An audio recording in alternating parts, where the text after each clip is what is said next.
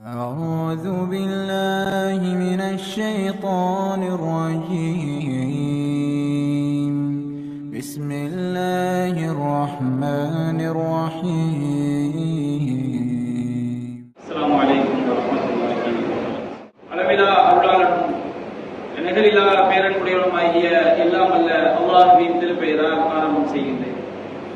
அந்த வல்லநாயனின் வற்றா பெருங்கருணை அல்லாஹ்வின் இறுதி தூதரும் நம் உயிரினும் மேலான நபிகள் நாயகம் ஸல்லல்லாஹு அலைஹி வஸல்லம் அவர்கள் மீதும் அன்னாரின் வழிமுறையை நெறி தவறாமல் பின்பற்றிய உத்தம சத்திய சஹாபாக்கள் மீதும் அனைத்து முஸ்லிம்கள் மீதும் நாம் அனைவரின் மீதும் என்றென்றும் நின்று நிலவட்டுமாக. அன்பிற்குரிய பெரியோர்களே, தாய்மார்களே, சகோதர சகோதரிகளே, அல்லாஹ்வுடைய மாபெரும் கிருபையினால் பெரம்பலூர் மாவட்டம் வெப்பை குடிக்காடு கிளையின் சார்பாக ஏற்பாடு செய்யப்பட்டிருக்கக்கூடிய இந்த தர்பியா எனும் நல்லொழுக்க பயிற்சி நிகழ்ச்சியிலே குடும்பத்தோடு சொர்க்கம் செல்வோம் என்ற தலைப்பு எனக்கு தரப்பட்டிருக்கிறது. இந்த தலைப்பிற்கான நோக்கம் என்னவென்று சொன்னால், நம்முடைய சமுதாயத்திலே மார்க்க அறிவற்ற மக்களிடம் ஒரு பேச்சு வழக்கு உண்டு. என்ன பேச்சு வழக்கு என்று சொன்னால், பெண்கள் என்பவர்கள் நரகத்திற்காகவே படைக்கப்பட்டவர்கள். ஒரு பெண் தொழ வேண்டிய அவசியம் இல்லை, ஒரு பெண் நோன்பு நோக்க வேண்டிய அவசியம் இல்லை, ஒரு பெண் எந்த ஒரு மார்க்க கடமையையும் செய்ய வேண்டிய அவசியம் இல்லை. என்ன காரணம் என்று சொன்னால், பெண்கள் யாருமே சொர்க்கம் செல்ல மாட்டார்கள். பெண் என்றாலே அவள் நரகத்திற்காக படைக்கப்பட்டவள் தான் என்ற ஒரு தவறான இஸ்லாத்திற்கு எதிரான நம்பிக்கை இஸ்லாத்தை அறியாத ஆண்களிடம் சில ஆண்டுகளுக்கு முன்பு வரை அவ்வாறு பேசக்கூடிய ஆண்கள் பல ஊர்களிலும் இருந்திருக்கின்றார்கள். நீங்கள் நம்முடைய இஸ்லாமிய சமுதாயத்திலே பார்க்கலாம். இந்த தௌஹீத் பிரச்சாரம் வருவதற்கு முன்பாக பள்ளிவாசலில் பெண்களுக்கு என்று எந்த ஒரு அனுமதியும் கிடையாது. தப்லீக் ஜமாத்துன்னு போவாங்க. தப்லீக் ஜமாத் என்பவர்கள் தொழுகைக்காக யாரை அழைப்பார்கள் சொன்னோம்னா ஆண்களைத்தான் அழைப்பார்கள். அதற்காக ஆண்கள் சென்று பெண்களை அழைக்க முடியுமா என்ற ஒரு கேள்வி ஏற்படலாம். ஆனால் இந்த தௌஹீத் பிரச்சாரம் வருவதற்கு முன்பாக பெண்களுக்கும் மார்க்கத்திற்கும் எந்த விதமான தொடர்பும் இல்லாத அதிகமான இடங்களில் பெண்கள் மார்க்கத்தை கற்காதவர்களாக, மார்க்கத்தை அறியாதவர்களாக, ஏதோ பெருநாளைக்கு ஒரு தடம் அல்லது ஏதாவது ஒரு நாளிலே ஏதாவது ஒரு வீட்டிலே ஒன்று கூடி ஏதோ அவர்களுக்கு தெரிந்த முறையில் சில வசனங்களை ஆயத்துக்களை ஓதி குனிந்து நிமிர்வார்கள். இப்படித்தான் சமுதாயத்துடைய நிலைமை இருந்தது. ஆனால் இன்றைக்கு அல்லாஹ்வுடைய கிருபையினால் தமிழகத்தில் பெண்களுக்கு மத்தியிலும் மார்க்க விழிப்புணர்வு ஏற்பட்டிருப்பதை பார்க்கிறோம். எந்த அளவிற்கு என்று சொன்னால், இன்றைக்கு எல்லா ஊர்களிலும் பெண்களுக்கென்றே குர்ஆன் சுன்னா அடிப்படையில் மார்க்கத்தை போதிக்கக்கூடிய ஆயிரக்கணக்கான மதரசாக்கள் இயங்கி வருவதை நாம் பார்க்கிறோம். பெண்களும் மார்க்க பேச்சாளர்களாக மாறி இருக்கக்கூடிய காட்சியை பார்க்கிறோம். இஸ்லாத்தின் மீது வைக்கப்படக்கூடிய குற்றச்சாட்டுகளுக்கு தகுந்த முறையில் பதிலளிக்கக்கூடிய பெண் ஆலிமாக்களும் உருவாகி இருக்கக்கூடிய ஒரு காலகட்டத்தை காட்சியை நாம் பார்த்து வருகின்றோம். இந்த சூழலில் குடும்பத்தோடு சொர்க்கம் செல்வோம் என்கின்ற தலைப்பு இங்கே ஏன் தரப்பட வேண்டும் என்பதை நாம் சற்றே சிந்திக்க கடமைப்பட்டிருக்கிறோம். ஏனென்று சொன்னால், இன்றைக்கு குர்ஆன் ஹதீஸ் மட்டும்தான் மார்க்கம், இறை செய்தியை மட்டும்தான் பின்பற்ற வேண்டும் என்று நம்பிக்கை கொண்ட இஸ்லாமிய சமுதாயத்திலே, குறிப்பாக தௌஹீத்வாதிகளிடத்திலே ஒரு மறைமுகமான ஒரு செயல்பாடு. மறைமுகம் என்று சொன்னால், பண்டைய காலத்திலே பெண்கள் நரகத்திற்குத்தான் படைக்கப்பட்டவர்கள் என்ற நம்பிக்கையில் எப்படி மார்க்கம் தெரியாதவர்கள் இருந்து கொண்டிருந்தார்களோ, அதுபோன்று தௌஹீத்வாதிகள் என்று சொல்லக்கூடியவர்கள் அவர்கள் அளவில் ஒரு குடும்பத்தில் குடும்பத்திலே ஒரு கணவன், மனைவி, தாய், தந்தை, பிள்ளைகள் இருப்பார் என்று சொன்னால், தௌஹீதை பின்பற்றக்கூடிய அந்த சகோதரர் அவர் அளவிற்கு சரியாக இருக்கின்றார். 5 கால தொழுகைகளை தொழுகின்றார். பாவமான காரியங்கள் நடைபெறக்கூடிய சபைகளை அவர் தவிர்த்து கொள்கின்றார். தீமையான காரியங்களை விலகிக் கொள்கின்றார். ஒரு ஷிர்கான காரியங்களை முன்னிறுத்தி, விதவான காரியங்களை முன்னிறுத்தி ஏதேனும் திருமணமோ நிகழ்ச்சிகளோ நடக்கும் என்று சொன்னால் அவர் தன்னை அதிலிருந்து விலக்கிக் கொள்கிறார். ஆனால் அதே நல்ல எண்ணத்தை இவர் எதை பாவம் என்று கருதி விலகிக் கொள்கிறாரோ அதே அவருடைய மனைவி அவ்வாறு நடக்க வேண்டும் என்று விரும்புகிறாரா என்று சொன்னால் அதை அதிகமான சகோதரர்கள் கண்டுகொள்வதில்லை.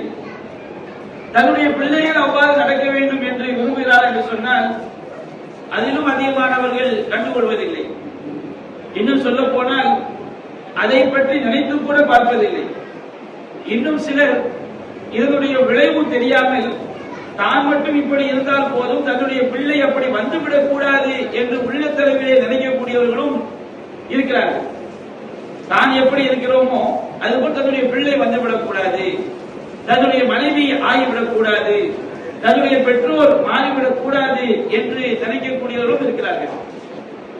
அல்லாஹ் ரப்பல் ஆலமீன் ஒரு ஆணை, ஒரு பெண்ணை, ஒரு அண்ணன் அல்லது ஒரு சகோதரர், ஒரு சகோதரி, ஒரு தாய், தகப்பன், இவர்களை எல்லாம் எதற்காக அல்லாஹ் படைத்திருக்கிறான் என்பதை நாம் சற்றே சிந்திக்க கடமைப்பட்டிருக்கிறோம். அல்லாஹ் ரப்பல் ஆலமீன் மனிதர்களாகிய நம்மை குடும்பமாக அல்லாஹ் படைத்திருக்கின்றான். திருமலை குர்ஆனில் அல்லாஹ் சொல்லி காட்டுகின்றான், யா அய்யுஹன் நாஸ் இன்னா ஹலக்னாக்கும் மின் ஸக்கரின் வ உன்ஸா, மனிதர்களே நாம் உங்களை ஒரு ஆண் ஒரு பெண்ணில் இருந்து படைத்தோம். வஜஅல்னாக்கும் ஷுஊபன் வ கபாயில லிதஆரஃபு, உங்களை கிளைகளாகவும் கோத்திரங்களாகவும், உங்களை குடும்பங்களாக பல்வேறு கிளைகளாக கோத்திரங்களாக நாம் படைத்திருக்கின்றோம். எதற்காக? நீங்கள் ஒருவரை ஒருவர் அறிந்து கொள்ள வேண்டும் என்பதற்காக. இன் அக்ரமக்கும் இன்தல்லாஹி அத்காக்கும், உங்களில் சிறந்தவர் யார் என்று சொன்னால் இறையச்சமுடையவர் தான் உங்களில் சிறந்தவர் என்று அல்லாஹ் ரப்பல் ஆலமீன் குறிப்பிடுகின்றார். நம்முடைய இஸ்லாமிய மார்க்கத்தில் ஜாதி கிடையாது. அதே நேரத்தில் அல்லாஹ் ரப்பல் ஆலமீன் எல்லா நாட்டிலும் எல்லா ஊர்களிலும் வசிக்கக்கூடிய முஸ்லிம்களை குடும்பங்களாக கோத்திரங்களாக அல்லாஹ் படைத்திருக்கின்றார். நம்முடைய இஸ்லாமிய மார்க்கத்தில் வந்து நீங்க பாத்தீங்கன்னு சொன்னோம்னா சிலர் அதை ஜாதி என்று சொல்வார்கள். ஒரு தொழிலை அடிப்படையாக வைத்து ராவுத்தர், லெப்பை, மலைக்காயர் என்று பல குடும்பங்கள் உருவாகி இருக்கிறது. நம்முடைய இந்தியாவில் வந்து ஜாதி அடிப்படையில் தான் அரசியலமைப்பு இயங்கிக் கொண்டிருக்கக்கூடிய காரணத்தினால் இஸ்லாத்துல ஜாதி கிடையாது. அரசாங்கம் என்ன பண்ணிட்டாங்க, இந்த கிளைகள், குடும்பங்கள், கோத்திரங்கள் எல்லாத்தையும் ஜாதியாக அவர்கள் கணக்கெடுத்து வைத்திருக்கிறார்கள். ஜாதியா கணக்கெடுத்த காரணத்தினால இஸ்லாத்தை எதிராக, இஸ்லாத்தை விளங்காத சில கூட்டங்கள் எல்லாம் இஸ்லாத்துல ஜாதி கிடையாது சொல்றாங்க. ஆனால் இவர்கள் சாதி சான்றிதழ், லெப்பை, மலைக்காயர், ராவுத்தர் என்றெல்லாம் சாதி சான்றிதழ் வாங்குகிறார்களே, இவ்வாறு ஏன் வாங்குகிறார்கள் என்றெல்லாம் இஸ்லாத்தை புரியாமல் அவர்கள் விமர்சிப்பதை பார்க்கிறோம். ஜாதி என்று சொன்னால் நீ நெற்றியிலிருந்து பிறந்தவன், நீ காலிலிருந்து பிறந்தவன், நீ தலையிலிருந்து பிறந்தவன் என்று மனிதர்களை பாகுபடுத்தி நீ எனக்கு தகுதியானவன் கிடையாது, உன்னை தொட்டால் தீட்டு என்று பேசுவதுதான் ஜாதி. அதுதான் தீண்டாமை. அதுதான் இஸ்லாம் தடுக்கிறது. இஸ்லாம் பிறப்பினால் யாருக்கும் எந்த விதமான முக்கியத்துவத்தையும் கொடுக்கவில்லை. அதே நேரத்தில் அல்லாஹ் ரப்பல் ஆலமீன் மனிதர்கள் ஒருவரை ஒருவர் அறிந்து கொள்ள வேண்டும் என்பதற்காக இந்த மனித சமுதாயத்தை அல்லாஹ் எப்படி படைத்திருக்கிறார் என்று சொன்னால் குடும்பங்களாக, கோத்திரங்களாக அல்லாஹ் படைத்திருக்கின்றார். நபிகள் நாயகம் ஸல்லல்லாஹு அலைஹி வஸல்லம் காலகட்டத்திலேயே சஹாபாக்கள் அப்படித்தான் வாழ்ந்திருக்கிறார்கள். அன்சாரிலே 2 பிரிவினர் இருந்திருக்கிறார்கள். அவுஸ், ஹஸ்ரஜ் என்ற பிரிவினர் இருந்திருக்கிறார்கள். குறைஷிகளை எடுத்துக்கொண்டால் அதில் ஏராளமான குடும்பங்கள் இருந்திருக்கிறார்கள். இப்ப இந்த பாயிண்ட் என்ன, அல்லாஹ் ரப்பல் ஆலமீன் நம்மை குடும்பமாக படைத்தது எதற்காக என்று சொன்னால் நாம் இந்த உலகத்தில் ஏதோ வாழ்ந்தோம், பிறந்தோம், செத்தோம் என்பதற்காக அல்ல. அல்லாஹ் ரப்பல் ஆலமீன் நமக்கு ஒரு கடமையை சுமத்தி இருக்கின்றார். ஒவ்வொரு ஆணுக்கும் அந்த கடமை இருக்கிறது. ஒவ்வொரு பெண்ணுக்கும் அந்த கடமை இருக்கிறது. ஒவ்வொரு சகோதரனுக்கும், ஒவ்வொரு சகோதரிக்கும், ஒவ்வொரு தாய்க்கும், ஒவ்வொரு தந்தைக்கும், ஒவ்வொரு இரத்த உறவுகளுக்கும் அந்த கடமை இருக்கிறது. அல்லாஹ் திருமலை குர்ஆனிலே கூறுகின்றான், யா அய்யுஹல்லதீன ஆமனு கூ அன்ஃபுஸக்கும் வ அஹ்லீக்கும் நாரா. இறை நம்பிக்கையாளர்களே, உங்களையும் உங்கள் குடும்பத்தார்களையும் நரக நெருப்பை விட்டு நீங்கள் பாதுகாத்துக் கொள்ளுங்கள். அல்லாஹ் ரப்பல் ஆலமீன் நம்மை படைத்திருப்பதின் நோக்கம் நம்மை மட்டும் பாதுகாத்துக் கொள்ள வேண்டும் என்பதற்காக அல்ல, நான் என்னை மட்டும் சொர்க்கத்திற்குரியவனாக ஆக்க வேண்டும் என்பதற்காக அல்ல. அல்லாஹ் ரப்பல் ஆலமீன் ஒவ்வொரு ஆணையும் பெண்ணையும் பார்த்து பேசுகிறார். உங்களையும் பாதுகாத்துக் கொள்ளுங்கள், உங்கள் குடும்பத்தையும் நீங்கள் பாதுகாத்துக் கொள்ளுங்கள். எதற்காக பாதுகாக்க வேண்டும்? அல்லாஹ் சொல்கின்றான், வகூது ஹன்னாசு வல் ஹிஜாரா. அந்த நரகத்துடைய எரிபொருள் மனிதர்களும் கற்களும் நரகத்துடைய எரிபொருள்கள் ஆவார்கள். அலைஹா மலாயிகத்துன் கிலாதுன் ஷிதாதுன் லா யஸூனல்லாஹ மா அமரஹும் வ யஃபஅலூன மா யுமரூன். அந்த நரகத்திலே கடினத்தன்மை கொண்ட கல் நெஞ்சம் கொண்ட மலக்குமார்கள் நரகத்துடைய பொறுப்பாளர்களாக இருக்கிறார்கள். அல்லாஹ் அவர்களுக்கு உத்தரவிட்டதில் மாறு செய்யவே மாட்டார்கள். அவர்களுக்கு உத்தரவிடப்பட்டதை மட்டும்தான் செய்வார்கள். ஒருவன் நரகத்தில் விழுந்து விட்டால், ஒரு பெண் நரகத்தில் விழுந்து விட்டால், எத்தனை கோடி ஆண்டுகள் ஆனாலும், எத்தனை லட்சம் ஆண்டுகள் ஆனாலும் அவர்கள் நரகத்தை விட்டு வெளியேற விரும்பினால் அல்லாஹ் நாடினாலே தவிர அந்த மலக்குமார்களுக்கு இரக்கம் என்பதே ஏற்படாது. அந்த மலக்குமார்களுக்கு அவருடைய உள்ளம் கடினத்தன்மை வாய்ந்ததாக, இரக்கத்தை அறியாத உள்ளமாக அல்லாஹ் ஆக்கியிருக்கின்றார். அல்லாஹ்வுக்கு ஒருவன் இணை வைத்து விட்டான் என்று சொன்னால் அவனுக்கு நிரந்தரமான நரகம். எத்தனை ஆண்டுகள் நிரந்தரமான நரகம்? எத்தனை கோடான கோடி ஆண்டுகள் ஆனாலும் சரி, லட்சம் கோடி ஆண்டுகள் ஆனாலும் சரி, கோடி கோடி ஆண்டுகள் ஆனாலும் சரி, அவனுடைய நரக வாழ்க்கை என்பது முடிவுக்கு வரவே வராது. அப்ப அவன் நிரந்தரமான நரகத்தில் இருப்பாங்க. நரகத்துடைய காவலாளிகளுக்கு, அந்த மலக்குமார்களுக்கு இவர்கள் எவ்வளவு கதறினாலும் நரகத்திலிருந்து வெளியேற முற்படும் பொழுதெல்லாம் அதில் மீண்டும் தள்ளப்படுவார்கள். அவர்கள் நிரந்தர நரகவாதிகளாக மாறிவிடுவார்கள். அவ்வளவு முடிவில்லாத வாழ்க்கை மறுமையுடைய வாழ்க்கை. அப்ப அந்த மறுமையுடைய வாழ்க்கையில நீங்க உங்களையும் காத்துக் கொள்ளுங்கள், உங்கள் குடும்பத்தையும் காத்துக் கொள்ளுங்கள். இதற்காகத்தான் அல்லாஹ் நம்மை படைத்திருப்பதாக அல்லாஹ் சொல்லி காட்டுகிறான். இன்றைக்கு அத்தகைய பாதுகாப்பு நமக்கு இருக்கிறதா? அத்தகைய குடும்பத்தை பாதுகாக்கக்கூடிய ஒரு மூமினாக நான் இருக்கிறேனா என்பதை நாம் ஒவ்வொருவரும் சிந்திக்க கடமைப்பட்டிருக்கிறோம்.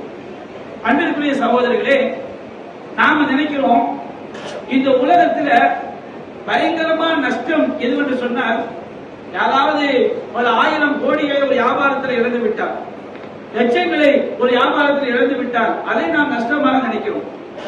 ஆனால் எத்தனையோ கோடிகளை இழந்தவர்கள் அது பிற்காலத்தில் சம்பாதிச்சிருக்கிறாங்க. நம்முடைய பெற்றோர் மரணித்து விட்டால் அதை நாம் ஒரு பெரிய இழப்பாக நினைக்கிறோம். ஆனால் இந்த உலகத்தில் மரணம் என்பது, ஒரு மனைவி கணவனை இழப்பது, ஒரு கணவன் மனைவியை இழப்பது, நம்முடைய சகோதர சகோதரிகளை நாம் மரணத்தின் மூலமாக இழப்பது, நம்முடைய சொந்த பந்தங்களை மரணத்தின் மூலமாக இழப்பது, இது நிரந்தரமான பிரிவு கிடையாது. மரணம் என்பது மூமின்களை பொறுத்த வரைக்கும் தற்காலிக பிரிவு தான். ஒரு பெண்ணு நேசிக்கக்கூடிய கணவர் மரணித்து விட்டால் அந்த மரணம் என்பது தற்காலிக ஒரு பிரிவு தான். அப்ப நம்ம இந்த உலகத்துல நாம பெரிய இழப்பாக எதை கருதுகிறோம்? நம்முடைய உறவுகளை இழந்து விடுவதை பெரிய இழப்பாக கருதுகிறோம். சொத்துக்களை இழப்பதை நாம் பெரிய இழப்பாக கருதுகிறோம். பசி கொடுமையை நாம் மிகப்பெரிய இழப்பாக கருதுகிறோம். விபத்தை நாம் மிகப்பெரிய இழப்பாக கருதுகிறோம். ஆனா அல்லாஹ் ரப்பல் ஆலமீன் திருமலை குர்ஆனிலே எதை மிகப்பெரிய இழப்பாக நமக்கு சொல்லி காட்டுகிறான் தெரியுமா? இந்த வசனத்தை நாம் ஒவ்வொருவரும் நம்முடைய மனதில் ஆழ பதிய வைத்துக் கொள்ள வேண்டும். திரும்ப திரும்ப இந்த வசனத்தை நாம் நினைத்து பார்க்க வேண்டும். அல்லாஹ் கூறுகின்றான், குல் நபியே நீங்கள் மக்களுக்கு சொல்லுங்கள், இன்னல் ஹாசினீன் அல்லதீன ஹஸிரு அன்ஃபுஸஹும் வ அஹ்லீஹிம் யௌமல் கியாமா. மக்களுக்கு நீங்கள் தெளிவாக சொல்லிவிடுங்கள், நிச்சயமாக உண்மையாக இழப்பிற்குள்ளானவர்கள் யார் என்று சொன்னார், நஷ்டவாளிகள் யார் என்று சொன்னால், ஹஸிரு அன்ஃபுஸஹும் தாமும் நஷ்டத்திற்குள்ளாய், வ அஹ்லீஹிம் யௌமல் கியாமா தங்களுடைய குடும்பத்தையும் மறுமை நாளில் இழந்து விடுகிறார்களே அவர்கள் தான் நஷ்டவாளிகள். அல்லாஹ் சொல்லி காட்டுகிறான். யார் மறுமையில் அவனும் நஷ்டத்திற்குள்ளாய் இந்த உலக வாழ்க்கையை பாழாக்கி தன்னுடைய குடும்பத்தையும் மறுமை நாளில் இழந்து விடுகிறான், அவன் தான் நஷ்டவாளிகள். அல்லாஹ் ரப்பல் ஆலமீன் நம்முடைய கவனத்தில் நாம் அதிகமாக பதிய வைக்க வேண்டும் என்பதற்காக மீண்டும் அல்லாஹ் சொல்கின்றான், அலா மக்களே கவனத்தில் கொள்ளுங்கள், தெரிந்து கொள்ளுங்கள், ذَلِكَ هُوَ الْخُسْرَانُ الْمُبِينُ, இதுதான் தெளிவான இழப்பு, இதுதான் பெரு நஷ்டம், இதுதான் பேர் இழப்பு என்று அல்லாஹ் ரப்பல் ஆலமீன் நமக்கு திருமறை குர்ஆனில் எச்சரிக்கை செய்கிறார். அல்லாஹ் ரப்பல் ஆலமீன் நம்மை படைத்ததின் நோக்கம் நாம் மட்டும் சொர்க்கம் செல்ல வேண்டும் என்பதற்காக அல்ல. ஒரு பெண் அவள் மட்டும் சொர்க்கம் செல்வதற்காக அல்லாஹ் நம்மை படைக்கவில்லை. ஒரு சகோதரன் அவன் மட்டும் சொர்க்கம் செல்வதற்காக அல்லாஹ் அவனை படைக்கவில்லை. ஒரு தாய் அவள் மட்டும் சொர்க்கம் செல்வதற்காக அல்லாஹ் அவளை படைக்கவில்லை. எதற்காக அல்லாஹ் படைத்திருக்கின்றான்? ஒரு பெண் தன்னுடைய குடும்பத்தையே சொர்க்கத்திற்கு அழைத்து செல்ல வேண்டும். ஒரு ஆண் தன்னுடைய குடும்பத்தையே நரகத்திற்கு சொர்க்கத்திற்கு அழைத்து செல்ல வேண்டும். ஒரு சகோதரன் தன்னுடைய குடும்பத்தையே சொர்க்கத்திற்கு அழைத்து செல்ல வேண்டும் என்பதற்காகத்தான் அல்லாஹ் படைத்திருக்கின்றான். மிகப்பெரிய நஷ்டம் இந்த உலகத்தில் ஏற்படக்கூடிய நஷ்டம் அல்ல, நம்முடைய செல்வத்தை இழப்ப நஷ்டம் அல்ல, நம்முடைய சொத்துக்களை இழப்ப நஷ்டம் அல்ல, நம்முடைய உறவுகளை மரணத்தின் மூலமாக பிரிவது நஷ்டம் அல்ல. மரணம் என்பது தற்காலிக பிரிவு தானே. மரணம் என்பது இறை மறுப்பாளர்கள் வேண்டுமானால் நிரந்தர பிரிவாக நினைக்கலாம். ஒரு மூமினை பொறுத்த வரைக்கும் நமக்கு தற்காலிக பிரிவு தான். நபிகள் நாயகம் ஸல்லல்லாஹு அலைஹி வஸல்லம் அவர்கள் கபர் ஜியாரத் போகும்போது கூட நமக்கு இறந்தவர்களுக்காக செய்ய வேண்டிய பிரார்த்தனை எப்படி சொல்லி தந்தார்கள்? அஸ்ஸலாமு அலைக்கும் யா தார கௌமில் முஃமினீன், மூமின்களான வீட்டாரே உங்கள் மீது அல்லாஹ்வுடைய சாந்தி உண்டாகட்டும். நஸல் இன்னா இன்ஷா அல்லாஹு பிக்கும் லாஹிகூன், அல்லாஹ் நாடினால் விரைவில் நாங்கள் உங்களை சந்திக்கவிருக்கிறோம். நமக்கு மரணம் என்பது நிரந்தர பிரிவல்ல. நாம யாராவது மூத்தாயிட்டோம்னா முடிஞ்சு போச்சுன்னு நினைக்கிறோம். மூமின்கள் நினைக்க வேண்டிய அவசியமே கிடையாது. நாம அல்லாஹ் நபிகள் சொல்லி தந்தார்கள், அல்லாஹ் நாடினால் விரைவில் நாங்கள் உங்களை சந்திக்க போகிறோம். நஸ்அலுல்லாஹ லனா வ லகுமுல் ஆஃபியா, உங்களுக்கும் எங்களுக்கும் நாங்கள் அல்லாஹ்விடத்தில் நாங்கள் நன்மையை கேட்கிறோம், மன்னிப்பை கேட்கிறோம் என்றுதான் நபிகள் நாயகம் ஸல்லல்லாஹு அலைஹி வஸல்லம் அவர்கள் கபர் ஜியாரத்தில் ஓதுற துஆவை நமக்கு சொல்லி தந்தாங்க. அப்ப அல்லாஹ் ரப்பல் ஆலமீன் நம்மை படைத்ததின் நோக்கம் குடும்பத்தை சொர்க்கத்திற்கு அழைத்து செல்வதற்கு தான். அல்லாஹ் ரப்பல் ஆலமீன் திருமறை குர்ஆன்ல சொல்லி காட்டுகின்றான், வல்லதீன யகூலூன், உண்மையான இறை நம்பிக்கையாளர்கள் அல்லாஹ்ட்ட துஆ செய்வாங்களாம். எப்படி துஆ செய்வாங்களாம்? ரப்பனா ஹப்லனா மின் அஸ்வாஜினா வ ذُرِّيَّاتِنَا குர்ரத அயுனின், இறைவா எங்களுடைய வாழ்க்கை துணை, ஒரு பெண்ணுக்கு கணவன் வாழ்க்கை துணை, ஒரு ஆணுக்கு மனைவி வாழ்க்கை துணை. அவங்க ஒவ்வொரு ஆணும் பெண்ணும் அல்லாஹ்ட்ட துஆ கேட்பாங்களாம். ரப்பனா ஹப்லனா மின் அஸ்வாஜினா வ ذُرِّيَّاتِنَا, இறைவா எங்களுடைய வாழ்க்கை துணைகளிலும் எங்களுடைய சந்ததிகளிலும் எங்களுக்கு கண் குளிர்ச்சியை ஏற்படுத்துவாயாக. கண் குளிர்ச்சி என்னங்க? ஒரு மூமினுக்கு கண் குளிர்ச்சி என்பது அவனது மனைவி மார்க்கத்தின் அடிப்படையில் வாழ்வதுதான் ஒரு மூமினுக்கு கண் குளிர்ச்சி. அவனது பிள்ளைகள் மார்க்கத்தின் அடிப்படையில் வாழ்வதுதான் ஒரு மூமினுக்கு கண் குளிர்ச்சி. வஜஅல்னால் முத்தகீன இமாமா, இறைவா இறைவனை அஞ்சி வாழக்கூடியவர்களுக்கு எங்களை முன்னோடியாக ஆக்குவாயாக. ஒவ்வொரு மூமினும் நினைக்க வேண்டுமா, நானும் என்னுடைய மனைவியும் என்னுடைய பிள்ளைகளும் வாழக்கூடிய வாழ்க்கையை பார்த்து ஒரு இறை நம்பிக்கையாளன், ஒரு இறையச்சமுடையவன் இன்னொரு இறையச்சமுடையவனை பார்க்கும் பொழுது அவனை போன்று நாம் வாழ வேண்டும். அவன் தன்னுடைய பிள்ளைகளை வளர்த்ததை போன்று நான் என்னுடைய பிள்ளைகளை வளர்க்க வேண்டும் என்று ஒவ்வொரு மூமினும் தன்னுடைய குடும்பத்தை மற்றவர்களுக்கு முன்மாதிரியாக்கி காட்ட வேண்டும் என்று அல்லாஹ் சொல்லி காட்டுகின்றான். இந்த மாதிரி ஒரு குடும்பத்தை ஒரு மூமின் உருவாக்கி விட்டால் அல்லாஹ் கூறுகின்றான், உலாயிக யுஜ்ஸௌனல் குர்ஃபத பிமா ஸபரு, இவர்கள் பொறுமையாக இருந்த காரணத்தினால்.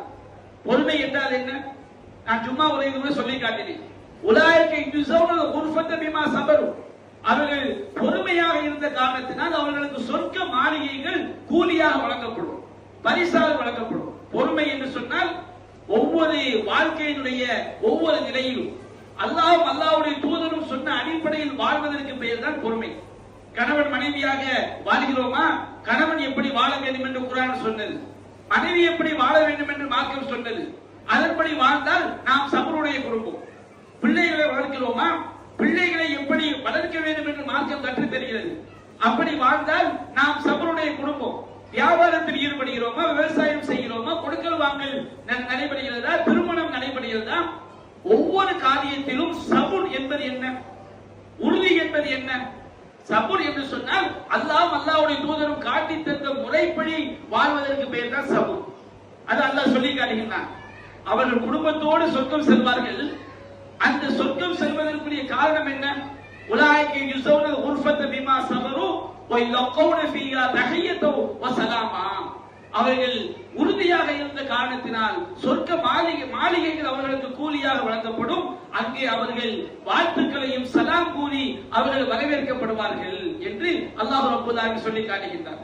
காலிதீன ஃபீஹா, அதிலே அவர்கள் நிரந்தரமாக அந்த சொர்க்கத்திலே இருப்பார்கள். குடும்பத்தோடு முடிவில்லாத சொர்க்கம், நிரந்தரமான சொர்க்கம். எத்தனை கோடான கோடிகள் ஆண்டுகள் ஆனாலும் அவர்கள் அந்த சொர்க்கத்திலே குடும்பத்தோடு நிம்மதியாக இருப்பார்கள். ஹஸ்னத் முஸ்தகர்ர வ முகாமா, அதுதான் சிறந்த தங்குமிடம், சிறந்த நுழைவிடம் என்று அல்லாஹ் ரப்பல் ஆலமீன் நமக்கு சொல்லி காட்டுகிறார். அன்பிற்குரிய சகோதரர்களே, இந்த வசனம் நமக்கு என்ன சொல்லி காட்டுகிறது? அல்லாஹ் நம்மை படைத்ததின் நோக்கம் நாம் மட்டும் சொர்க்கம் செல்வதற்காக அல்ல. இந்த உலகத்திலே இறையச்சம் உடையவர்களுக்கு முன்மாதிரியாக வாழ்ந்து நம்முடைய மனைவி, மக்கள், தாய், தந்தை, குடும்பம் அனைவரையும் சொர்க்கம் அழைத்து செல்வதற்காகத்தான் அல்லாஹ் நம்மை படைத்திருக்கின்றார். அல்லாஹ் ரப்பல் ஆலமீன் திருமறை குர்ஆனில் பல்வேறு வசனங்கள் சொல்லி காட்டுகின்றார். அதாவது அல்லாஹ் கூறுகின்றான், வஜன்னாதி யதுஹுலூனஹா, சொர்க்க பூஞ்சோலைகளில் அந்த மூமின்கள் நுழைவார்கள். மூமின்கள் மட்டுமா நுழைவார்கள்? அல்லாஹ் கூறுகின்றான், வமன் ஸலஹ மின் ஆபாயிஹிம் வ அஸ்வாஜிஹிம் வ துர்ரியாத்திஹிம், அவர்களுடைய நல்லோர்களாக இருந்த அவருடைய மூதாதையர்கள், அவருடைய பெற்றோர்கள், அவருடைய வாழ்க்கை துணைகள், அவருடைய பிள்ளைகள் அனைவரும் சொர்க்கத்திற்குள் நுழைவார்கள். அல்லாஹ் ரப்பல் ஆலமீன் ஒரு மூமின் மட்டும் சொர்க்கம் செல்ல வேண்டும், ஒரு குடும்ப தலைவன் மட்டும் சொர்க்கம் செல்ல வேண்டும் என்று அல்லாஹ் குறிப்பிடவில்லை. சொர்க்கம் என்பதிலே அவர்களும் மூமின்கள் சொர்க்கம் நுழைவார்கள். அவருடைய குடும்பத்தில் நல்லோர்களாக வாழ்ந்த, அல்லாஹ் பயன்படுத்தக்கூடிய வார்த்தையை பார்க்க வேண்டும். இறைவன் நமக்கு சொல்லி காட்டுகின்றான், வமன் ஸலஹ மின் ஆபாயிஹிம், அவருடைய பெற்றோர்கள் மூதாதையர்களின் நல்லவர்களும், வஸ்வாதிஹிம், அவருடைய வாழ்க்கை துணைகளில் நல்லவர்களும், வதுர்ரியாத்திஹிம், அவருடைய பிள்ளைகளில் நல்லவர்களும் சொர்க்கத்தில் நுழைவார்கள். அது மலாயிகத்து யதுஹுலூன அலைஹி மின் குல்லி பாப், அந்த மூமின்களிடத்தில் மலக்குமார்கள் எல்லா வாசல்கள் வழியாகவும் வருவார்கள். வந்து அந்த மூமின்களை பார்த்து சொல்வார்கள், இந்த அருட்கொடைந்த சொர்க்கம் எதற்காக தெரியுமா? தாலிக பிமா சபர்தும், நீங்கள் சபுராக இருந்த காரணத்தினால். அந்த குடும்பத்தை பார்த்து சொல்வார்கள். குடும்ப சொர்க்கத்துக்குள்ள போகும்போது அந்த மூமின சொர்க்கத்துக்கு போவாங்க. அவருடைய தாயும் தந்தையும் சொர்க்கத்திற்குள் நுழைவார்கள், மனைவிகளும் சொர்க்கத்திற்குள் நுழைவார்கள், பிள்ளைகளும் சொர்க்கத்திற்குள் நுழைவார்கள். மலக்குமார்கள் எல்லா சொர்க்கத்துடைய எல்லா வாசல் வழியாகவும் மலக்குமார்கள் வருவார்கள். மலக்குமார்கள் வந்து சொல்வார்கள், சலாமுன் அலைக்கும், உங்கள் மீது சாந்தி உண்டாகட்டும், தாலிக்கும் பிமா சபர்தும், நீங்கள் பொறுமையாக இருந்த காரணத்தினால் உங்களுக்கு இந்த சொர்க்கம் கிடைத்திருக்கின்றது. ஃபநிஅம உக்பத்தார், இந்த இறுதி வீடுதான் மிகச்சிறந்த பாக்கியம். வீடுகளிலேயே மிகச்சிறந்த வீடு எது? இந்த உலகத்துல கோடிக்கணக்கில் வீட்டை கட்டுவது மிகச்சிறந்த பாக்கியம் அல்ல, தற்காலிக பாக்கியமாக இருக்கலாம். கோடி கணக்கில் செலவு பண்ணி 1 கோடி 2 கோடி 3 கோடி 10 கோடி என்று வீட்டை கட்டவங்க எல்லாம் உயிரோடு இருக்கிறாங்களா? என்னுடைய வாழ்க்கையில நான் மதரசால ஓதி கொண்டிருக்கும் பொழுது, எங்க மதரசா ஒரு வாடகை கட்டடத்தில் இயங்கி கொண்டிருந்தது. மாடிக்கு மேல பாடம் நடத்தி கொண்டே இருக்கும் போது பார்த்தோம்னா ஒரு வீடு அந்த கட்டி கொண்டிருக்கிறார்கள்.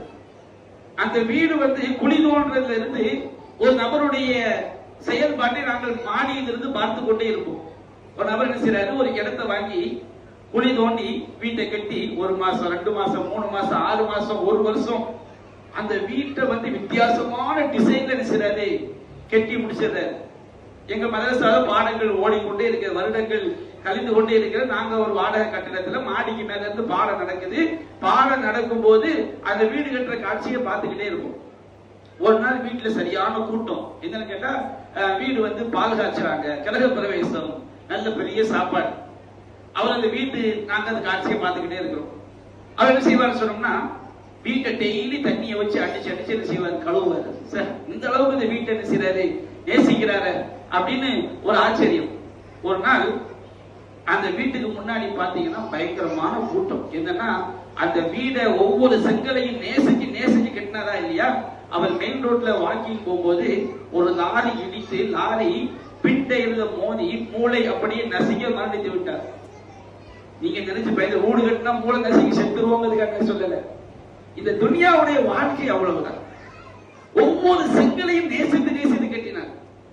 கொத்தனார் ஏதாவது சாந்த குழப்பதான் வந்து சத்தம் போடுவாரு, சிமெண்ட்டை கரெக்டா போடு, மண்ணை கரெக்டா போடு, நல்ல பூசு, இப்படியே அந்த வீட்டை ரசிச்சு ரசிச்சு கட்டினவரு அந்த வீட்டுக்கு குடி வந்து ஒரு 6 மாசம் கூட ஆயிருக்காது. மெயின் ரோட்ல ஆக்சிடென்ட் ஆகி மூளை நசுங்கி, அதுக்கு பிறகு பார்த்தா குடும்பத்துல சண்டை, அந்த வீடு யாருக்கு சொந்தம்னு சொல்லி அந்த வழக்கு முடிஞ்சுதா இல்லையா தெரியல. வாழ்க்கையை பாருங்க. இந்த உலகத்துல உள்ள வீடு நிரந்தரமானதா? நம்ம என்னதான் கோடி கோடியா சம்பாதிச்சு வீட்டை கட்டினாலும் நம்ம அந்த வீட்டுல வாழ்வதற்கு எவ்வளவுதான் வாழ்ந்துட முடியும்? அல்லாஹ் சொல்லியிருந்தான், மறுமை வீடு தான் நிரந்தரமான வீடு, மறுமையுடைய வாழ்க்கை தான் நிரந்தரமான வாழ்க்கை. அல்லாஹ் ரப்பல் ஆலமீன் திருமறை குர்ஆன்ல சொல்லி காட்டுகின்றான். அல்லாஹ் ரப்பல் ஆலமீன் அவனுடைய அரிசை சுமக்கின்ற வானவர்கள் இருக்கிறார்கள். 8 வானவர்கள் கியாமத் நாள்ல வந்து அல்லாஹ்வுடைய அரிசை சுமந்து கொண்டிருப்பார்கள். அரிசை சுமக்கக்கூடிய வானவர்கள் இருக்கிறார்கள். அரிசை சுமக்கக்கூடிய வானவர்களை சுற்றி, அரிசை சுற்றி கோடான கோடான கோடிக்கணக்கான மலக்குமார்கள் இருக்கிறார்கள். அல்லாஹ் சொல்லினான் திருமறை குர்ஆன்ல, அல்லதீன யஹ்மிலுன அர்ஷ் வமன் ஹவுலஹு யுஸப்பிஹூன பிஹம்தி ரப்பிஹிம். அரிசை சுமக்கக்கூடிய வானவர்களும் அந்த அரிசை சுற்றி நிற்கக்கூடிய வானவர்களும் அல்லாஹ்வுடைய புகழை கொண்டு அவனை துதிக்கின்றார்கள். வயூமினூன பிஹி, அல்லாஹ்வை அவர்கள் உண்மைப்படுத்துகின்றார்கள்.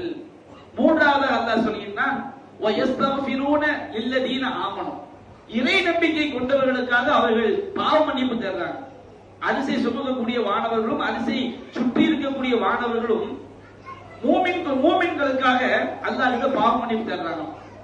அவங்க எப்படி பாவ மன்னிப்பு தருகிறாங்கன்னா, அல்லாஹ் கூறுகின்றான், ரப்பனா வஸீஅத குல்ல ஷைஇன் ரஹ்மத்தன் வ இல்மா, இறைவா நீ ஒவ்வொரு பொருளையும் உன்னுடைய அருளாலும் ஞானத்தாலும் சூழ்ந்திருக்கிறாய். அல்லாஹ்வுடைய ஞானம் இறைவனுக்கு தெரியாத இடமும் கிடையாது, இறைவனுடைய அருள் சூழாத இடமும் கிடையாது. அல்லாஹ்வுடைய அருள் சூழாத இடம் ஏதாவது இருக்கிறதா? எல்லா இடங்களிலும் அல்லாஹ்வுடைய அருள் சூழ்ந்து இருக்கிறது. அப்ப அந்த மலக்குமார்கள் சொல்றாங்க, இறைவா எல்லாமே உனக்கு தெரியும். எப்படி எல்லா பொருட்களும் உனக்கு தெரியுமோ அது போன்று எல்லா பொருட்களிலும் உன்னுடைய அருளும் சூழ்ந்திருக்கிறது. அதனால அல்லாஹ் ரப்பல் ஆலமீன் இறை மறுப்பாளனுக்கு கூட அல்லாஹ் ரிஸ்க் கொடுக்கிறான். இறை மறுப்பாளனுக்கு கூட இறைவனுடைய காற்றை வீச செய்கிறான்.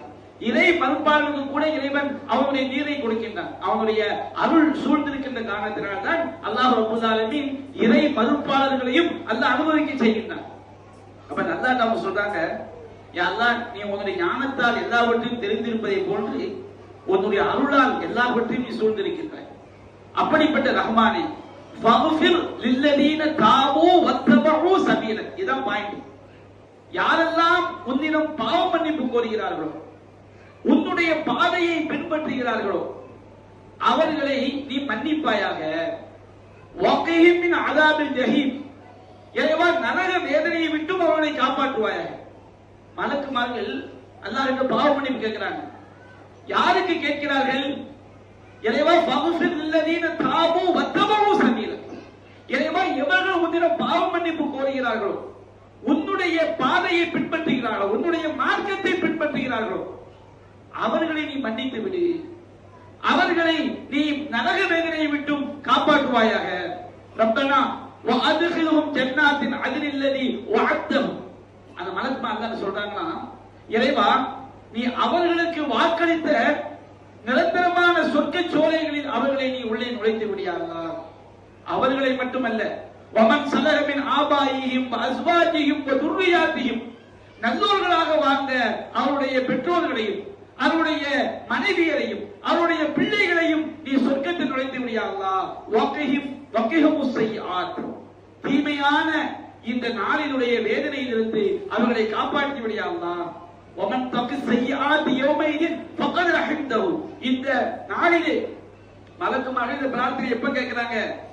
மஹ்ஷர் மைதானத்துல எல்லாரும் ஒன்று கூடி நிற்கும் போது அவங்க அல்லாஹ்ட்ட கேட்கிறாங்க, இறைவா இந்த நாளிலே நீ யாருக்கு யாரை இந்த நாளுடைய கொடுமையிலிருந்து நீ காப்பாற்றுகிறாயோ அவர்களுக்கு நீ அருள் புரிந்து விட்டாய். வதாலிகல் ஃபௌஸுல் அதீம், இதுதான் மகத்தான வெற்றி என்று அந்த மலக்குமார்கள் அல்லாஹ்விடம் பிரார்த்தனை செய்கிறார்கள். யாருக்காக பிரார்த்தனை செய்கிறார்கள்? இறை நம்பிக்கையாளர்களுக்காக, நல்லவர்களாக வாழ்ந்த அந்த இறை நம்பிக்கையாளரின் பெற்றோர்களுக்காக, அவனுடைய மனைவிக்காக, அவனுடைய பிள்ளைகளுக்காக அல்லாஹ்விடம் பிரார்த்தனை செய்கின்றார்கள். அப்ப அந்த மலக்குமார்கள் சொல்லக்கூடிய காரணம் என்ன? இறைவா, இவர்கள் எல்லாம் உன்னுடைய மார்க்கத்தை பின்பற்றினார்கள். இறைவா, இவர்கள் எல்லாம் நாம் செய்த பாவத்திற்கு உன்னிடம் பாவ மன்னிப்பு தேடினார்கள். அப்ப நம்ம குடும்பத்தோடு சொர்க்கம் செல்ல வேண்டும் என்றால் திருமறை குர்ஆன் சொல்லக்கூடிய வழிமுறை என்ன? அல்லாஹ்வுடைய மார்க்கத்தை பின்பற்ற வேண்டும். ஒவ்வொரு விஷயத்திலும் சபராக, பொறுமையாக, உறுதியாக இருக்க வேண்டும். இன்றைக்கு நம்முடைய குடும்பம் அப்படி இருக்கிறதா? நாம் அப்படிப்பட்ட குடும்பத்தோடு சொர்க்கம் செல்லக்கூடிய வாழ்க்கையை நாம் வாழ்கிறோமா? இதை எடுத்து பாருங்க. எங்க பார்த்தாலும் ஷைத்தானுடைய வஹி, ஷைத்தானுடைய அந்த செய்தி எல்லா வீட்டுக்குள்ளும் இறங்கிக் கொண்டே இருப்பதை பார்க்கிறோம். நம்முடைய கண்கள் எப்பொழுது பார்த்தாலும் ஷைத்தானிய செய்திகளையே, ஷைத்தானிய செயல்களையே பார்க்கக்கூடிய சூழல். ஒரு காலத்துல கெட்டு போக வேண்டும் என்றால் தீய நண்பர்களோடு சேர்ந்து கெட்டு போனார்கள், வீட்டை விட்டு வெளியில் போய் கெட்டு போனார்கள். ஆனால் இன்றைக்கு வீடுகளில் எல்லா ஜன்னல்கள் அடைக்கப்பட்டிருந்தாலும், எல்லா கதவுகள் அடைக்கப்பட்டிருந்தாலும் ஷைத்தானுடைய செய்திகள் அப்படியே செல்போன்கள் வழியாக வந்து இறங்கி, அவன் யாரோடு சேராவிட்டாலும், யாரை பார்க்காவிட்டாலும், யாரோடு பழகாவிட்டாலும் குடும்பத்தை சீரழிக்கக்கூடிய நாசகார சக்தியாக இந்த செல்போன்கள் உருவெடுத்திருப்பதை பார்க்கிறோம். செல்போன் என்பது அற்புதமான சாதனம். இதை நன்மைக்கு பயன்படுத்தினால் நல்லது. செல்போன் என்பதே கெட்டதா? செல்போன் என்பதே கெட்டது கிடையாது. ஒரு கத்தி என்பதே கெட்டதா? கத்தி என்பது கெட்டது கிடையாது. அதை வைத்து நம்ம கத்தரிக்காய் வெட்டலாம், கதியை வெட்டலாம். நல்லதுக்கு பயன்படுத்தினால் கத்தி நல்லது. அதை வைத்து ஒருவருடைய கழுத்தை அறுத்தால், ஒருவருடைய வயிற்றை குத்தினார், கொலைகால வேலையை செய்தால் கத்தி கெட்டது. இன்றைக்கு இந்த செல்போன்கள் நல்லதுக்கு பயன்படுகிறதா, கெட்டதுக்கு பயன்படுகிறதா? இந்த செல்போன்களால் கெட்டு போகும் எத்தனை குடும்பங்கள் இன்றைக்கு நாசமாகிக் கொண்டிருக்கிறது. எத்தனை குழந்தைகள் தங்கள் வாழ்க்கையை தொலைத்துக் கொண்டிருக்கிறார்கள். இன்றைக்கு இந்த சமூக வலைதளங்கள், வாட்ஸ்அப்பா இருக்கட்டும், பேஸ்புக்கா இருக்கட்டும், இன்ஸ்டாகிராமாக இருக்கட்டும், தொலைக்காட்சி பெட்டிகள் ஒன்றுதான் இன்றைக்கு எல்லா தொலைக்காட்சி பெட்டி, டிவி, எல்லாத்தையும் பத்திரிகை, இதழ்கள் எல்லாவற்றையும் ஒன்று சேர்ந்த ஒரே கருவியாக இன்றைக்கு செல்போன் வந்திருக்கிறது. எத்தனை குடும்பங்கள் நாசம், எத்தனை இளைஞர்கள். திடீர்னு பார்த்தா சில ஊர்களில் ரெண்டு குடும்பம் சண்டை பிடிக்கணும். சண்டைனா சும்மா ஒரு குழந்தைகள் விளையாட சண்டை இல்லை. அவன் கத்தி எடுத்துட்டு வர்றான், இவன் அருவாதை எடுத்துட்டு வர்றான், வெட்டலாம். என்னடா பார்த்தா செல்போன்ல மோதலாம், கேம் விளையாடும் போது மோதலாம். அப்படியே செல்போன் மூலமாக எத்தனை பேர் தவறான நண்பர்களோடு தொடர்பு கொண்டு போதைக்கு அடிமையாக இருக்கின்றார்கள். எத்தனை குடும்பங்கள் ஆன்லைன் ரம்மி என்று விளையாடி, நான் இஸ்லாமிய சமுதாயத்தை உள்ளடக்கிதான் சொல்கிறேன், ஆன்லைன்ல போய் சீட்டு விளையாடி குடும்பங்களை இழந்து தற்கொலை செய்து கொண்ட குடும்பங்கள் எத்தனை. இது செல்போன் மூலமாக தவறான தொடர்பு ஏற்பட்டு ஓடி போன குடும்பங்கள் எத்தனை. இந்த செல்போன் மூலமாக எத்தனை கணவன் மனைவி வாழ்க்கைகள் விவாகரத்தை நோக்கி சென்று கொண்டிருக்கிறது. அப்படி என்றால் இன்றைக்கு குடும்பங்கள் நாசமாவதற்கு இந்த செல்போன்கள் மிக முக்கிய காரியமாக அமைந்திருப்பதை பார்க்கிறோம். திடீர்னு நல்லதா இருக்கிறாங்க ஒரு அம்மா, ஒரு பெண்ணு, திடீர்னு பார்த்தா மௌத்து செய்தி. ஏன் அவங்க இறந்து போயிட்டாங்க? செல்போன்ல எதையோ சாப்பிட்டா உடம்பு ஒல்லி ஆகலாம்னு சொன்னாங்கன்னு சொல்லி அதை சாப்பிட்டாங்க, மௌத்தாயிட்டாங்க. கேள்விப்படுறோமா இல்லையா? நல்லதனமா இருந்தாங்க, என்ன ஆச்சு? அதுல கண்டதையும் பார்த்து நாசமாயிட்டாங்க. எத்தனை பேர் தங்களுடைய முக அழகை வியாபாரமாக்கி, அவங்களுடைய வியாபார சரக்கு என்ன?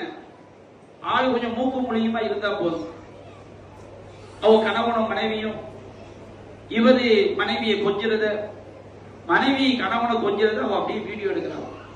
நாம இன்னைக்கு ஷாப்பிங் போறோம், நாங்க இன்னைக்கு ஜூஸ் குடிக்கிறோம், நாங்க இளநீ குடிக்கிறோம்.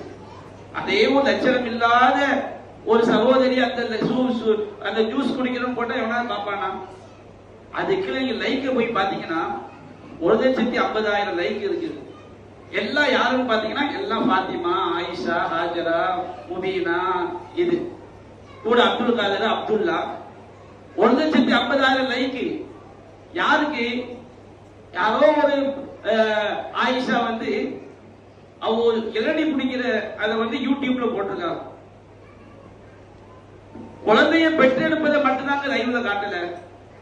சில யூடியூப் நம்ம சமுதாயத்துல இன்றைக்கு நான் 1வது மாதம் உண்டாயிருக்கிறேன், 2வது மாதம், 3வது மாதம் எங்களை ஆபரேஷன் தியேட்டருக்குள் கொண்டு செல்லக்கூடிய காட்சி. இவன் பேசிக்கிறதா புள்ள பிறந்துட்டா, என்ன புள்ள பிறந்துட்டா, அவங்க யூடியூப்ல என்ன செய்யறாங்க, டெய்லி பதிவேற்றிக்கிட்டு இருக்கிறாங்க. இப்ப இன்னைக்கு சமுதாயம் எங்க போகுது பாருங்க. இந்த சமுதாயம், இந்த குடும்பங்கள் ரோஷத்தை இழந்த குடும்பங்களாக இன்றைக்கு பல குடும்பங்கள் மாறிக்கொண்டிருக்கிறது.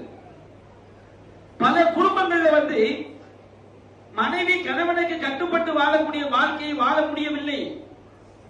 திருமணத்திற்கு முன்பாக வாட்ஸ்அப்லையும் பேஸ்புக்லையும் இன்ஸ்டாகிராம்லையும் எப்பொழுதும் ரீல்ஸ் பார்த்து பார்த்து பைத்தியமாகி திருமணம் ஆனவுடன் கணவனை கவனிக்க வேண்டும், கணவனுக்கு கட்டுப்பட வேண்டும், கணவனுக்கு சமைத்து போட வேண்டும், முடிய மாட்டேங்குது.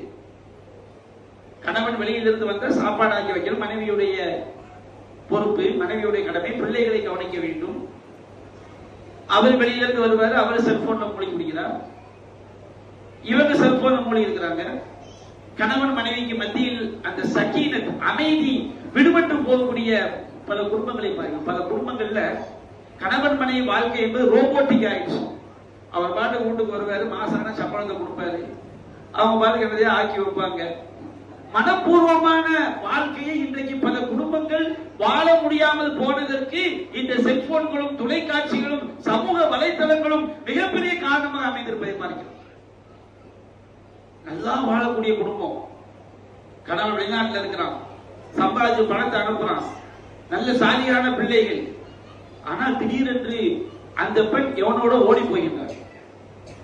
என்ன பண்ணா, 5 வேளை தொழக்கூடிய பெண்ணா இருந்தாங்க, சமுதாயத்தில் பேச்சு 5 வேளை தொழக்கூடியவங்களா இருந்தாங்க, நிமிர்ந்து யார்ட்டையும் பேச மாட்டாங்க, ஒரு வார்த்தை பேசுறதுக்கு யோசிச்சு யோசிச்சு பேசுவாங்க. எப்படி நடந்துச்சு? எப்படி நடந்துச்சா, சைத்தான் எந்த கதவையும் திறக்காமல் அப்படியே செல்போன் வழியா இறங்கி அந்த பெண்ணுடைய உள்ளத்தை கெடுத்திருக்கிறான். எத்தனை குடும்பங்கள் நாசமாக இருக்கிறது, எத்தனை பேர் வாழ்க்கை என்று தெரியாமல் நாசமாக போயிருக்கிறார்கள். அப்ப இந்த குடும்பத்தை பாதுகாக்க வேண்டிய கடமை இன்றைக்கு சமூகத்திற்கு இருக்கிறதா இல்லையா? நபிகள் நாயகம் ஸல்லல்லாஹு அலைஹி வஸல்லம் அவர்கள் ஒரு மூமினுடைய வீடு குடும்பத்தோடு சொர்க்கம் செல்ல வேண்டும் என்றால் நம்முடைய வீடு எப்படி இருக்க வேண்டும்? அப்படிப்பட்ட வீடா இருக்குதா? சஹீஹுல் புகாரியிலே பதிவு செய்யப்பட்டிருக்கிறது. அல்லாஹ்வின் தூதர் சொன்னார்கள், மஸலுல் பைத்தில்லதி யுஸ்கருல்லாஹு ஃபீஹி வல் பைத்தில்லதி லா யுஸ்கருல்லாஹு ஃபீஹி மஸலுல் ஹய்ய் வல் மய்யித். அல்லாஹ்வை நினைத்து பார்க்கக்கூடிய வீட்டிற்கும் அல்லாஹ்வை நினைத்து பார்க்காத வீட்டிற்கும் உள்ள உதாரணம் என்ன தெரியுமா? செத்தவனுக்கும் உயிரோடு உள்ளவனுக்கும் உள்ள உதாரணத்தை போடும். எந்த வீட்டுல அல்லாஹ்வுடைய நினைவு இருக்கிறதோ, அல்லாஹ்வுடைய நினைவு என்று சொன்னால் தொழுகை அல்லாஹ்வுடைய நினைவு. அஃதமி ஸலாத்தலி திக்ரி, என்னை நினைத்து பார்ப்பதற்காக தொழுகையை நிலைநாட்டுங்கள். நபிகள் நாயகத்துடைய சுன்னாவை படிப்பது திக்ர். குர்ஆன் அல்லாஹ் சொல்லி காட்டுகிறான் நபிகள் நாயகத்தை பற்றி, வமன் அஅரத அன் திக்ரி, என்னுடைய திக்ரை, திக்ர் என்று சொன்னா அல்லாஹ்வுடைய குர்ஆனையும் நபிகள் நாயகத்தையும் எடுத்துக் கொள்ளும். என்னுடைய திக்ரை, என்னுடைய நினைவை எவன் புறக்கணிக்கிறானோ, நபிகள் நாயகத்தை எவன் புறக்கணிக்கிறானோ அவனுக்கு நாம் நெருக்கடியான வாழ்க்கையை கொடுப்போம். ஃபைனலஹு மஈஷத்துல் லங்கா, அவனுக்கு நெருக்கடியான வாழ்க்கை இருக்கிறது. வ நஹ்ஷுரு யௌமல் கியாமத்தி அமா, அவனை மறுமை நாளில் குருடனாக எழுப்புவோம். குர்ஆன் என்பது அல்லாஹ்வுடைய நினைவு, ஹதீஸ் என்பது அல்லாஹ்வுடைய நினைவு. தூங்கும் போது சுப்ஹானல்லாஹ் அல்ஹம்துலில்லாஹ், சுப்ஹானல்லாஹ் 33, அல்ஹம்துலில்லாஹ் 33, அல்லாஹு அக்பர் 33, இதையெல்லாம் ஓதுவது அல்லாஹ்வுடைய நினைவு. மார்க்க பேச்சுக்களை கேட்பது அல்லாஹ்வுடைய நினைவு. குர்ஆனை ஓதுவது அல்லாஹ்வுடைய நினைவு. வீட்டில் இதெல்லாம் நடக்கணும் நபிகள் நாயகம் சொல்லி காட்டுறாங்க. நபிகள் நாயகத்துடைய சுன்னா வீட்டில் படிக்கப்பட வேண்டும், குர்ஆன் வீட்டில் ஓதப்பட வேண்டும், குர்ஆனுடைய கருத்துக்கள் வீட்டில் விவாதிக்கப்பட வேண்டும், வீட்டில் திக்ர் செய்யப்பட வேண்டும். எந்த வீட்டிலே சூரத்துல் பக்ரா ஓதப்படுகிறதோ அந்த வீட்டை ஷைத்தான் நெருங்க மாட்டான், நபிகள் நாயகம் சொல்லி காட்டினார். வீடு என்பது இறை நினைவுமிக்க வீடாக இருக்க வேண்டும். இன்றைக்கு நம்முடைய வீடு இறை நினைவுமிக்க வீடாக நாம் வைத்திருக்கின்றோமா அல்லது மண்ணறைகளாக நாம் வைத்திருக்கின்றோம்? நபிகள் நாயகம் சொன்னார்கள், இஜஅலூ மின் ஸலாத்திக்கும் ஃபீ புயூத்திக்கும், உங்களுடைய தொழுகைகள்ல கொஞ்சம் வீட்லயும் தொழுங்கப்பா. ஆண்களுக்கு சொல்றாங்க, ஆண்களுக்கு ஃபர்தான தொழுகை பள்ளியில போய் தொழணும், சுன்னத்தான தொழுகையை பள்ளியில் தொழலாம், வீட்டில் தொழுவது சிறந்தது. நபிகள் நாயகம் சொல்றாங்க, பெண்களுக்கு வீட்டில் தொழுவது சிறந்தது. ஆண்களுக்கு சொல்றாங்க, உங்க தொழுகையில கொஞ்சத்தை, சுன்னத்தான தொழுகைகள்ல கொஞ்சத்தை வீட்டிலையும் தொழுங்க. வலா தஜஅலூஹா மகாபீர், உங்கள் வீடுகளை மண்ணறைகளாக ஆக்கி விடாது. நபிகள் நாயகம் சொல்லி காட்டுறாங்க, இதா கதா அஹதுக்குமுஸ் ஸலாத ஃபீ மஸ்ஜிதிஹி, உங்களில் ஒருவர் தன்னுடைய பள்ளிவாசலில் தொழுகையை நிறைவேற்றி விட்டால், கடமையான தொழுகையை நிறைவேற்றி விட்டால், ஃபல்யஜஅல் லி பைத்திஹி நஸீபன் மினஸ் ஸலாம், அந்த தொழுகையின் கொஞ்சத்தை தன்னுடைய வீட்டிலும் அவர் ஆக்கட்டும். சுன்னத்தான தொழுகைகளை வீட்டிலேயே அவர் கொஞ்சம் தொழட்டும். என்ன காரணம்? நபிகள் நாயகம் சொன்னார்கள், ஃபஇன்னல்லாஹ ஜாயிலும் மின் ஸலாத்திஹி ஃபீ பைத்திஹி கைரா, அல்லாஹ் ரப்பல் ஆலமீன் அவருடைய தொழுகையினால் அவருடைய வீட்டில் நல்லதை அல்லாஹ் ஏற்படுத்துவான், குடும்பத்தை மார்க்கமுடைய குடும்பமாக அல்லாஹ் ஆக்குவான். நீங்க வீட்டுல தொழும்போது அந்த 2 வயசு குழந்தை 3 வயசு குழந்தை என்ன தெரியுமா, வாப்பா தொழுகிறாங்க அப்படின்னு சொல்லி கிட்ட அவன் என்ன செய்வான், நம்ம சஜிதா போகும்போது அவன் மொத்தமா குப்புற அடிச்சு படுப்பான், புள்ள குனிவான், புள்ள தகப்பனை பார்ப்பான், தகப்ப தொழுவதை பார்ப்பான். அந்த பிள்ளைக்கு மார்க்க தெரியும். நீங்கள் உங்கள் பிள்ளைக்கு வாயால் மார்க்கத்தை சொல்லிக் கொடுப்பது எப்படி கடமையோ அதை விட அதிக பாடத்தை உங்களுடைய செயல்கள் பிள்ளைக்கு சொல்லிக் கொடுக்கும். குடும்பம் அப்படி இருக்குதா? வீட்டுல டிவி பார்க்கணும், இவன் கார்ட்டூன் பார்த்துக்கிட்டு இருக்கிறான், கூட்டுக்காட்டி சொல்றது அவனை துளை போச்சிடும். சரி, அவர் துளை போயிடுவாரு. பாபா என்ன செய்ய போறாரு, நான் என்ன செய்ய போறேன், கார்ட்டூன், நான் அரசியல் செய்திகள் பார்க்க போறேன், நான் கிரிக்கெட் பார்க்க போறேன், நான் ஃபுட்பால் மேட்ச் பார்க்க போறேன். குர்ஆன்ல உள்ள வசனங்கள் தெரியுமோ தெரியாதோ, அல்லாஹ் இந்த உலகத்துக்கு அனுப்பிய நபிமாருடைய எண்ணிக்கை தெரியுமோ தெரியாதோ, அரசியல்வாதிகள்ல எவன் எதனோட கூட்டணி, எவன் இன்னைக்கு என்ன செஞ்சிருக்கிறான், என்ன செய்ய போறான், அவன் ஆய்வு கட்டுரைகள் பேஸ்புக்ல எழுதுவாக பார்க்கணும். சுப்ஹானல்லாஹ், எதிர்காலத்தை கணிச்சு இப்படி நடக்கும், இவன் நடந்தால் அப்படி நடக்கும், அவ்வளவு பெரிய பயங்கர ஆய்வு. அந்த ஆய்வு மார்க்கத்தில் இருக்குதா? நம்ம எது வெற்றி பெற செய்யுமோ அந்த மார்க்கத்திற்காக நம்முடைய ஆய்வை ஆக்கி இருக்கிறோமா? நம்முடைய வீட்டிலே இறை நிறைவு இருக்கிறதா? வீட்டில் தொழுது பாருங்க. அல்லாஹ் சொல்லியிருந்தான், நபிகள் நாயகத்திற்கு சொல்லியிருந்தான், வஅமுர் அஹ்லக பிஸ்ஸலா வஸ்தபிர் அலைஹா, நபியே உம்முடைய குடும்பத்தையும் தொழுமாறு ஏவுவீராக, நீரும் அதிலே உறுதியாக இருப்பீராக.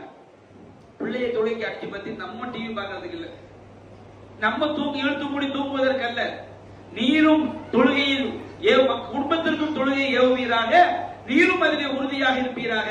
லா நஸ்அலுக ரிஸ்கா நஹ்னு நர்சுகும், நாம் உம்மிடம் ரிஸ்கை கேட்கவில்லை, நாம் தான் உமக்கு ரிஸ்கை தருகிறோம்.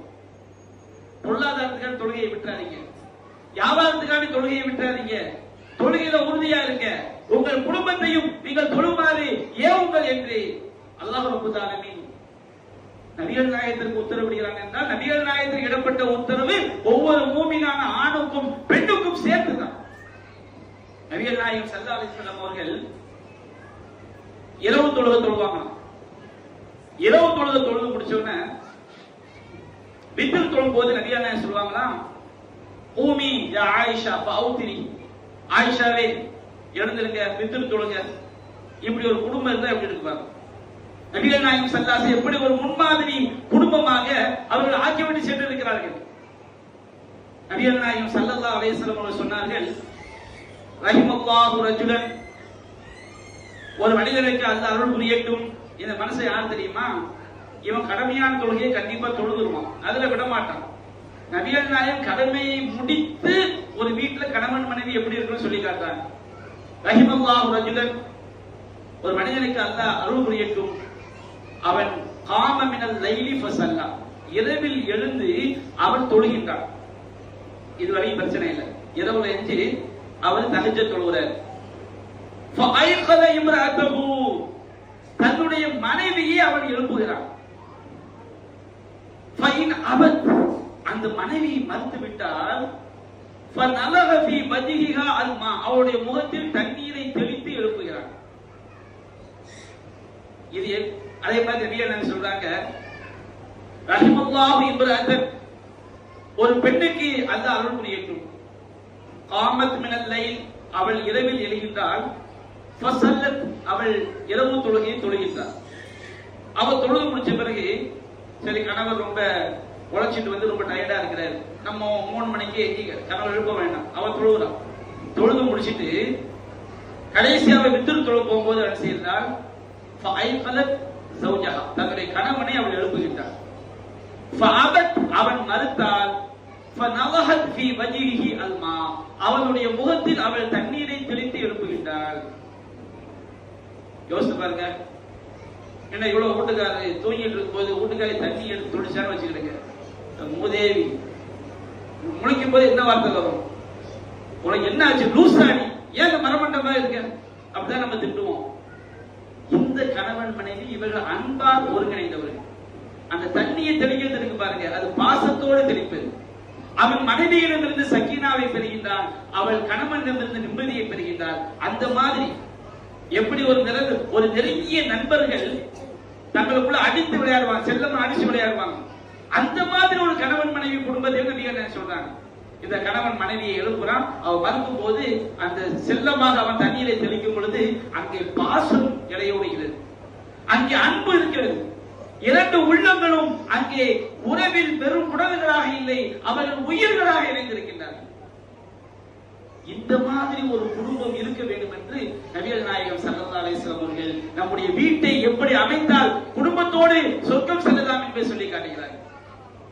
அல்லாஹ் ரப்பல் ஆலமீன் நபிகள் நாயகம் ஸல்லல்லாஹு அலைஹி வஸல்லம் அவர்களுக்கு இட்ட முதல் உத்தரவு என்ன தெரியுமா? அவர் நபியாக தேர்ந்தெடுக்கப்பட்ட பிறகு, யா அய்யுஹல் முஸம்மில், போர்வையை போர்த்துக் கொண்டிருப்பவரே, ஹோம் எழுந்திருப்பீராக, அன்திர், மக்களுக்கு எச்சரிக்கை செய்வீராக, இப்படிலாம் அல்லாஹ் உத்தரவு போட்டாங்க. அந்த உத்தரவுல முதல் உத்தரவு, தாவாவுல முதல் கடமை அவர்களுக்கு என்ன விதிக்கப்பட்டது தெரியுமா? நபிகள் நாயகம் ஸல்லல்லாஹு அலைஹி வஸல்லம் அவர்களுக்கு விதிக்கப்பட்ட கடமை, வஅன்திர் அஷீரத்தல் அக்ரபீன், நபியே உமது நெருங்கிய உறவினர்களை அச்சமூட்டி எச்சரிக்கை செய்வீராக. இதுதான் தாவாவுல முதல் கடமை. முதல் தாவா குடும்பத்திற்கு, முதல் அழைப்பு பணி குடும்பத்திற்கு. உமது குடும்பத்தினரை அச்சமூட்டி எச்சரிக்கை செய்வீராக. நபிகள் நாயகம் ஸல்லல்லாஹு அலைஹி வஸல்லம் அவர்கள் சபா மலைக்குன்றின் மீது ஏறி தன்னுடைய குடும்பத்தை எல்லாம், ஒட்டுமொத்தமாக குறைஷி குடும்பத்தை எல்லாம் அழைக்கிறார்கள். அன்னைக்கு மக்கா ஃபுல்லா ரசூலுல்லாஹ்வுடைய குடும்பம். ஒவ்வொரு குடும்பத்தையும் பேர் சொல்லி அழைத்து ஒவ்வொரு குடும்பத்துக்கும் அவர்கள் அழைப்பு விடுகின்றார்கள். யா பனி அப்து மனாஃப், யா பனி அப்து மனாஃப், அப்து மனாஃப் குடும்பமே, ரசூலுல்லாஹ்வுடைய ஒரு குடும்பம். இஷ்தரு வலா அன்ஃபுசிக்கும், உங்களை நீங்களே பாதுகாத்துக் கொள்ளுங்கள். மறுமை விஷயத்துல நீங்க உங்களை பாதுகாத்துக் கொள்ளுங்கள். நான் அல்லாஹ்வுடைய தூதராக இருக்கிறேன், நான் உங்களை காப்பாற்றி விட முடியும் என்று எண்ணி விடாதீர்கள், உங்களை நீங்களே பாதுகாத்துக் கொள்ளுங்கள். லா ஊனி அன்கும் மினல்லாஹி ஷையா, அல்லாஹ்விடமிருந்து உங்களுக்கு ஏற்படக்கூடிய எந்த ஒன்றையும் நான் தடுத்து விட முடியாது. தன்னுடைய குடும்பத்தை அழைத்துக் கொண்டே வந்து இரத்த உறவுகளுக்கு வருகிறார்கள். யா அப்பாஸ், ரசூலுல்லாஹ்வுடைய தந்தையுடன் வந்த சகோதரர் அப்பாஸ் அங்கே இருக்கிறார். யா அப்பாஸ் அம்மா ரசூலுல்லாஹ், அல்லாஹ்வுடைய தூதருடைய தந்தையின் சகோதரர் அப்பாஸே, உங்களை நீங்கள் பாதுகாத்துக் கொள்ளுங்கள். மறுமைக்காக இந்த உலகத்திலேயே நீங்கள் தயார் செய்து கொள்ளுங்கள். லா ஊனி அன்க மினல்லாஹி ஷையா, நாளை அல்லாஹ்விடமிருந்து உங்களுக்கு ஏற்படக்கூடிய எந்த ஒன்றையும் நான் தடுத்து விட முடியாது. ரசூலுல்லாஹ்வுடைய தந்தை உடன் பிறந்த சகோதரி மாமி சஃபியா ரலியல்லாஹு அன்ஹா அங்க இருக்கிறாங்க. ரசூலுல்லாஹ்வுடைய மனைவி ஒரு சஃபியா இருக்கிறாங்க, அவங்க பின்னாடி தான் மனைவி ஆவறாங்க. ரசூலுல்லாஹ்வுடைய தந்தை உடன் பிறந்த சகோதரி மாமி சஃபியா ரலியல்லாஹு அன்ஹா அங்க இருக்கிறாங்க. யா சஃபியா அம்மத் ரசூலில்லாஹ், அல்லாஹ்வுடைய தூதரின் தந்தையுடன் பிறந்த சகோதரி சஃபியாவே, அல்லாஹ்வுடைய தூதருக்கு மாமியே, இஷ்தரி அலா அன்ஃபுசி, உன்னை நீயே பாதுகாத்துக் கொள். லா ஊனி அன்கி மினல்லாஹி ஷையா, அல்லாஹ்விடமிருந்து உனக்கு ஏற்படக்கூடிய எந்த ஒன்றையும் நான் தடுத்து விட முடியாது.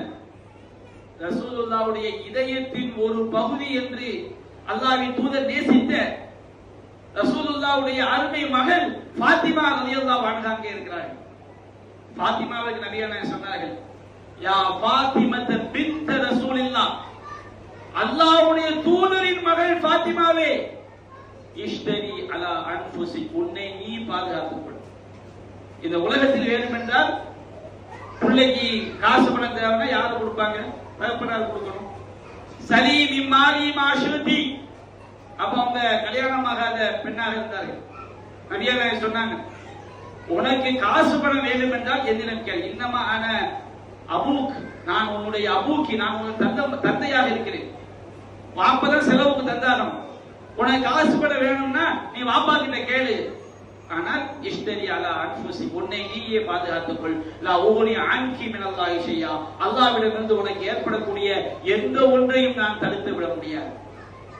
நபிகள் நாயகம் ஸல்லல்லாஹு அலைஹி வஸல்லம் தன்னுடைய குடும்பத்தை எச்சரிக்கை செய்தார். நபிகள் நாயகம் ஸல்லல்லாஹு அலைஹி வஸல்லம் அவர்கள் தன்னுடைய குடும்பத்தை சொர்க்கத்து குடும்பமாக உண்டாக்கினார்கள். ரசூலுல்லாஹ்வுடைய மனைவி அன்னை ஹதீஜா ரலியல்லாஹு அன்ஹா அவர்கள் உயிரோடு இருக்கும் பொழுதே சொர்க்கத்தில் ஒரே முத்தாலான ஒரு சொற்கூடாரம், ஒரு மாளிகை அவர்களுக்கு நற்செய்தியாக சொல்லப்பட்டது. ஒரு தடவை அன்னை ஹதீஜா ரலியல்லாஹு அன்ஹா அல்லாஹ்வின் தூதருக்கு உணவோடும் உணவுப் பொருட்களையும் குழம்பையும் கொண்டு வரும் பொழுது ஜிப்ரீல் அலைஹிஸ்ஸலாம் சொன்னார்கள், அல்லாஹ்வின் தூதரே, இதோ ஹதீஜா உங்களிடம் வருகிறார். அவர் உணவையும் குடிபானத்தையும் கொண்டு வருகின்றார். அவர் உங்களிடம் வந்தால் அல்லாஹ்விடம் இருந்தும் என்னிடம் இருந்தும் அவருக்கு சலாத்தை எடுத்து சொல்லுங்கள். ஹதீஜா ரலியல்லாஹு அன்ஹா அவர்களுக்கு அல்லாஹ் சலாம் சொன்னார். ஜிப்ரீல் அலைஹிஸ்ஸலாம் அவர்கள் சலாம் சொன்னார். அல்லாஹ் சலாம் சொல்கிறான், அல்லாஹ் அருள் புரிந்து விட்டான், அமைதியை கொடுத்து விட்டான். ஜிப்ரீல் அலைஹிஸ்ஸலாம் சலாம் சொல்கிறார் சொன்னால் அவர்களுக்காக அல்லாஹ்விடம் அருளை கேட்கின்றார்கள். அவர்களுக்கு சொர்க்கத்திலே ஒரே முத்தாலான ஒரு சொர்க்க மாளிகை இருக்கிறது.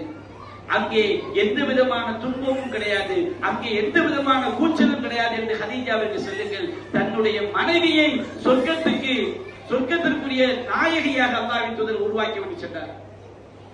தன்னுடைய மகளை சொர்க்கத்து பெண்களுடைய தலைவியாக அல்லாஹ்வுடைய தூதர் உருவாக்கி விட்டு சென்றார். அன்னை ஃபாத்திமா ரலியல்லாஹு அன்ஹாவுடைய வரலாறு படிச்சோம்னா அப்படியே கண்கள் கண்ணீரை சொரியக்கூடிய வரலாறு. ஹதீஜா ரலியல்லாஹு அன்ஹா நபிகள் நாயகத்தோடு 25 ஆண்டுகள் வாழ்ந்தார்கள். நபிகள் நாயகம் நபியான பிறகு 10 ஆண்டுகள் வாழ்ந்தார்கள். எல்லா துன்பங்களிலும் அவர்கள் பங்கேற்றார்கள். ஆனால் ஃபாத்திமா ரலியல்லாஹு அன்ஹா நபிகள் நாயகம் ஸல்லல்லாஹு அலைஹி வஸல்லம் அவர்கள் நபியான பிறகு வாழ்ந்த 10 ஆண்டு அந்த மக்காவுடைய வாழ்க்கையிலும் அவர்கள் பட்ட எல்லா துன்பங்களிலும் ஃபாத்திமா ரலியல்லாஹு அன்ஹா பங்கேற்றார்கள். மதீனாவில் அவர்கள் வாழ்ந்த எல்லா துன்பங்களிலும் அன்னை ஃபாத்திமா ரலியல்லாஹு அன்ஹா அவர்கள் பங்கேற்றார்கள். நபிகள் நாயகம் மரணித்த பிறகும் ஒரு 6 மாத காலம் அவர்கள் இந்த உலகத்திலே வாழ்ந்திருக்கின்றார்கள்.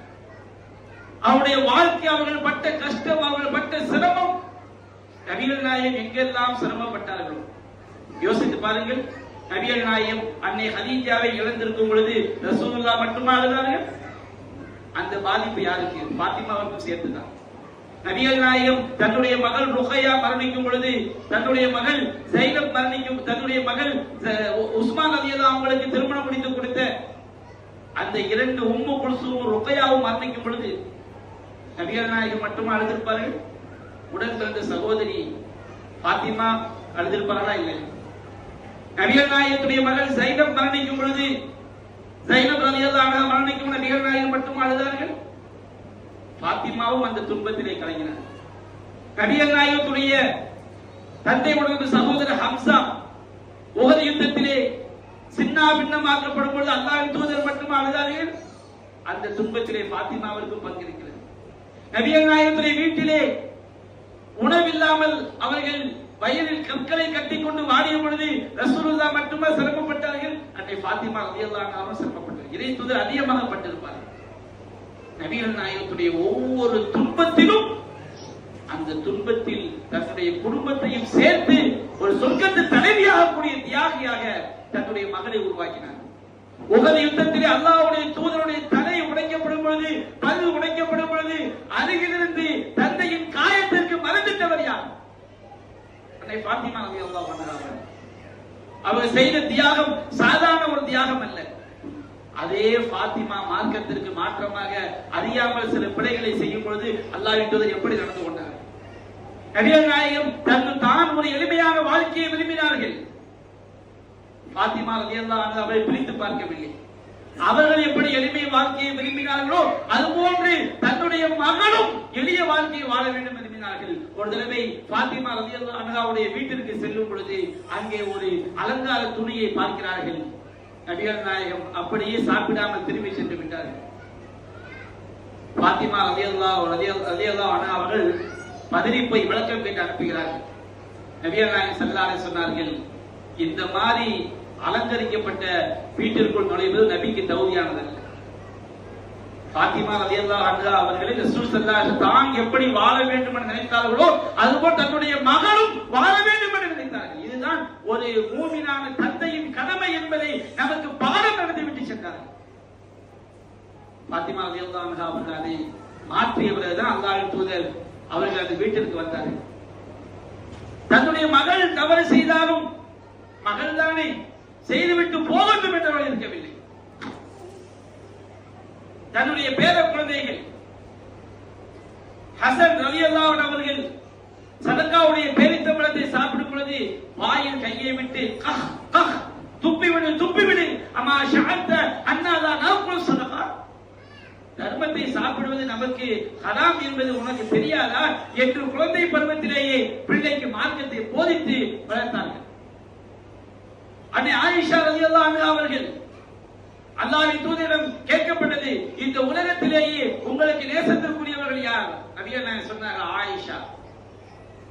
அடுத்து யார்? அவருடைய தந்தை அபூபக்கர் சித்திக் ரலியல்லாஹு அன்ஹு. அடுத்து யார்? Umar ibn Khattab. நபிகள் நாயகம் ஸல்லல்லாஹு அலைஹி வஸல்லம் அவர்கள் உலகத்திலேயே மனிதர்களில் அதிகம் நேசித்தது ஆயிஷா. அந்த ஆயிஷா தவறு செய்யும் போது கூட அல்லாஹ்வின் தூதர் கரிசனம் காட்டவில்லை. ஏராளமான சம்பவங்கள். ஒரு சம்பவத்தை சொல்லி காட்டுகிறேன். நபிகள் நாயகத்துடைய ஒரு மனைவி அன்னை சஃபியா ரலியல்லாஹு அன்ஹா உள்ளமாக இருப்பார்கள். ஆயிஷா ரலியல்லாஹு அன்ஹா அவர்கள் அழகாக இருப்பார்கள், சரியான உயரத்தில் இருப்பார்கள். நபிகள் நாயகத்துடைய மனைவிமார்களிலே அழகானவர் அன்னை ஆயிஷா ரலியல்லாஹு அன்ஹா. அவர்கள் ஒரு தடவை அல்லாஹ்வின் தூதரிடம் சஃபியாவை கேலி செய்கிறார்கள். அவர்கள் உள்ளம் என்பதை கையால் காட்டுகிறார்கள். அல்லாஹ்வின் தூதரே, ஹஸ்புக மின் சஃபியா கதா கதா, இந்த மாதிரி சஃபியா இருக்கிறாங்களா உங்களுக்கு போதும் தானே? நபிகள் நாயகம் சொன்னார்கள், ஆயிஷாவே, லவ் குல்தி கலிமத்தன், நீ சொன்ன வார்த்தை இருக்கிறது அல்லவா, இந்த வார்த்தையை கடலில் சென்று கரைத்தாலும் கடல் துர்நாற்றம் பிடித்துவிடும், அப்படிப்பட்ட வார்த்தையை சொல்லிவிட்டார். மனைவி என்பதால் நேசத்திற்குரிய என்பதால் மார்க்கத்துக்கு மாற்றமாக அவர்கள் சொல்லும் பொழுது அல்லாஹ் என்பதை விட்டு விட்டார்களா? மனைவிக்கு மார்க்கத்தை சொல்லாமல் விட்டு விட்டார்களா? அங்கே மனைவிக்கு மார்க்கத்தை போதித்து தன்னோடு சொர்க்கத்திற்கு அழைத்து செல்லக்கூடிய குடும்பமாக அல்லாஹ்வின் தூதர் தன்னுடைய குடும்பத்தை உருவாக்கி காட்டினார். ஏராளமான சான்றுகளை நான் சொல்லிக் கொண்டே போகலாம். ஆயிஷா ரலியல்லாஹு அன்ஹா அவர்கள் ஒரு தடவை ஒரு அலங்கார துணியை மாட்டி வைத்திருக்கும் பொழுது அல்லாஹ்வின் தூதர் அந்த கோபத்தை தன்னுடைய முகத்தில் காட்டினார்கள். ஆயிஷா ரலியல்லாஹு அன்ஹா அவர்கள் உடனடியாக அதை அகற்றினார்கள். அல்லாஹ்வின் தூதர் தன்னுடைய மனைவியை, தன்னுடைய மகளை, தன்னுடைய பேர குழந்தைகளை, தன்னுடைய மனைவியார் ஆயிஷா ரலியல்லாஹு அன்ஹா, நேசத்திற்குரிய மனைவியான ஆயிஷா, எல்லோரையும் அவர்களை சொர்க்கத்திற்கு அழைத்து செல்லக்கூடிய பணியை அவர்கள் செய்தார்கள். நாம் நம்முடைய குடும்பத்தை சொர்க்கத்திற்கு அழைத்து செல்வதற்காகத்தான் அல்லாஹ் படைத்திருக்கின்றான். நம்முடைய பிள்ளைகளை சாலிகான பிள்ளைகளாக வளர்க்க வேண்டும். அல்லாஹ்விடம் பிரார்த்தனை செய்ய வேண்டும். இப்ராஹிம் நபி பிரார்த்தனை செய்தார்கள், ரப்பி ஜஅல்னி முகீம ஸலாத்தி வ மின் ذُرِّيَّتِي, இறைவா என்னையும் தொழுகை நிலைநாட்டக்கூடியவனாக ஆக்கு, என்னுடைய சந்ததிகளையும் தொழுகை நிலைநாட்டக்கூடியவனாக ஆக்கு. அவர் தன்னை மட்டும் காப்பாற்ற நினைக்கவில்லை. ரப்பி வஜ்னுபனி வ பனிய அன் அஅ்புதுல் அஸ்னாம், இறைவா என்னையும் என்னுடைய பிள்ளைகளையும் சிலை வழிபாட்டை விட்டு, ஷிர்கை விட்டு, குஃப்ரை விட்டு காப்பாற்றி விடு அல்லாஹ். ரப்பி ஹப்லி மினஸ் ஸாலிஹீன், இறைவா உன் புறத்திலிருந்து எனக்கு நல்லொழுக்கமுடைய குழந்தைகளை தருவாயாக. நமக்கு அல்லாஹ் பிள்ளைகளை தந்தது சாலிகான பிள்ளைகளாக, நம்முடைய மரணத்திற்கு பிறகும் நமக்கு பிரார்த்தனை செய்யக்கூடிய பிள்ளைகளாக, தகப்பனுக்காக அவர் மரணித்த பிறகும் தகப்பனுக்காகவும் தாய்க்காகவும் பிரார்த்தனை செய்யக்கூடிய பிள்ளைகளை உருவாக்குவதற்கு அல்லாஹ் நமக்கு குழந்தைகளை தந்திருக்கிறார். அன்பிற்குரிய சகோதரர்களே, அல்லாஹ் ரப்பல் ஆலமீன் மிகப்பெரிய வெற்றியாக சொல்லி காட்டுவது குடும்பத்தோடு சொர்க்கம் செல்லக்கூடிய அந்த வெற்றியை தான் அல்லாஹ் மிகப்பெரிய வெற்றியாக அல்லாஹ் நமக்கு சொல்லி காட்டுகிறார். நாமும் மார்க்கத்தில் உறுதியாக இருக்க வேண்டும். நம்முடைய மனைவி மக்களுக்கும் மார்க்கத்தை போதிக்க வேண்டும். நம்மால் இயன்றவர் அல்லாஹ் நாடினா நீங்கள் எவ்வளவுதான் சொன்னாலும் சிலர் தருதலையா போவாங்க. நாம சொன்னோமா என்பதைதான் அங்கே பார்க்க வேண்டும். நூஹ் அலைஹிஸ்ஸலாம் மகனை திருத்த முடியவில்லை, அல்லாஹ்வுடைய நாட்டம். ஆனா முயற்சி செய்தார்களா இல்லையா? யா புனைய இர்கம் மஅனா வலா தகுன் மஅல் காஃபிரீன், என்னுடைய மகனே என்னோட கப்பலில் ஏறிவிடே, காஃபில ஒருவனாக ஆகிவிடாதே. கடைசி வரைக்கும் முயற்சி செய்தார். தன்னுடைய மனைவிக்கு சொன்னார்கள், மனைவி திருந்தவில்லை. ஹூத் அலைஹிஸ்ஸலாம் தன்னுடைய மனைவிக்கு சொன்னார்கள், மனைவி திருந்தவில்லை. இப்ராஹிம் அலைஹிஸ்ஸலாம் தன்னுடைய தந்தைக்கு சொன்னார்கள், தந்தை திருந்தவில்லை. நபிகள் நாயகம் ஸல்லல்லாஹு அலைஹி வஸல்லம் அவர்கள் அபூ தாலிப் அவர்களுக்கு சொன்னார்கள், அவருக்கு அல்லாஹ் நேர்வழி பாக்கியத்தை கொடுக்கவில்லை. இன்னும் எத்தனையோ பேருக்கு சொன்னார்கள், அல்லாஹ் நேர்வழி பாக்கியத்தை கொடுக்கவில்லை. ஆனால் அப்படி சில உதாரணங்கள் இருந்தாலும் பல குடும்பங்கள் குடும்பத்தோடு வாழ்ந்து சொர்க்கத்துக்குரிய மக்களாக ஆயிருக்கின்றன. அபூ தல்ஹா, உம்மு சுலைமுடைய வாழ்க்கையை பார்க்கிறோம். எத்தனையோ சஹாபாக்களுடைய வாழ்க்கையை நாம் பார்க்கிறோம். கணவன் மனைவியாக உம்மு சலமா, அபூ சலமா அவர்கள், அபூ சலமா சொர்க்கத்திற்குரியவர், உம்மு சலமாவும் சொர்க்கத்திற்குரிய. பின்னர் நபிகள் நாயகத்திற்கு அவர்கள் மனைவியாக ஆகிறார்கள். எத்தனையோ குடும்பத்தோடு சொர்க்கத்திற்கு செல்லக்கூடிய குடும்பங்களையும் நாம் பார்க்கிறோம். எனவே நாம் நம்முடைய குடும்பத்தை, குடும்பத்தோடு நாம் சொர்க்கம் செல்வதற்குரிய முயற்சிகளை செய்ய வேண்டும். இன்றைய ஷைத்தானிய காலகட்ட, ஷைத்தானுடைய வழிகேடுகள் நிறைந்திருக்கக்கூடிய காலகட்டத்திலே கண்ணும் கருத்துமாக நம்முடைய குடும்பத்தை நாம் பாதுகாக்க வேண்டிய கடமை நமக்கு இருக்கிறது. இதில் நாம் சோர்வடைந்து விடக் கூடாது.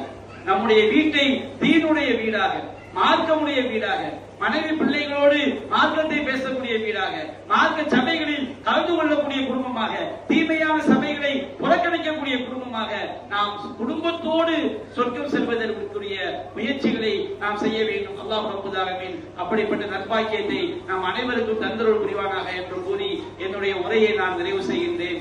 வாஹிரு தஅவானா அல்ஹம்துலில்லாஹி ரப்பில் ஆலமீன். அஸ்ஸலாமு அலைக்கும் வரஹ்மத்துல்லாஹி வபரகாத்துஹு.